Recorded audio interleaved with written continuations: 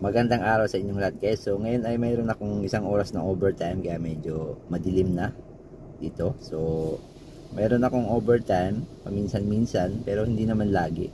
And then isang oras, isa't kalahating oras, ganun lang yung overtime ko sa ngayon. Kaya medyo konti lang yung sahod natin.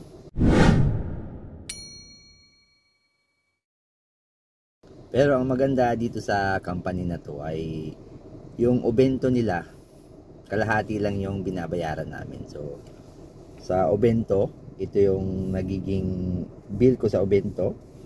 Every month nasa ano lang 3,800 yen. Nung nakaraan nga 3,420 lang yen. Kasi ang kagandahan sa company namin ngayon ay yung kalahati ng presyo or nung amount ng obento or yung pack-lunch na dinideliver sa amin ay sinasubsidize ng company mismo. So kami ay kalahati lang yung binabayad namin. So kumbaga ay 50% lang yung binabayaran namin sa pack-lunch or sa obento na dinideliver sa amin. So yun yung kagandahan.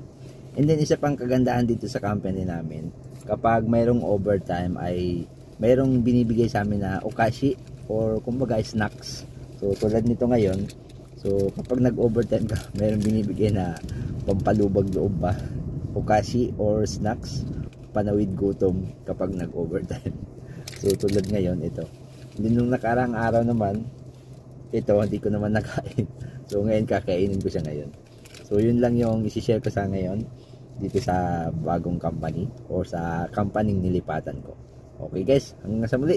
Salamat sa panonood. Bye bye. Kung hindi pa kayo nakasubscribe sa channel ko, subscribe na and then i-follow nyo rin po yung aking mga social media tulad ng TikTok, Facebook, at kung ano-ano pa. Meron ding Instagram. Okay guys, please subscribe to my channel. Leo Amoroso. Thank you for watching. Bye bye.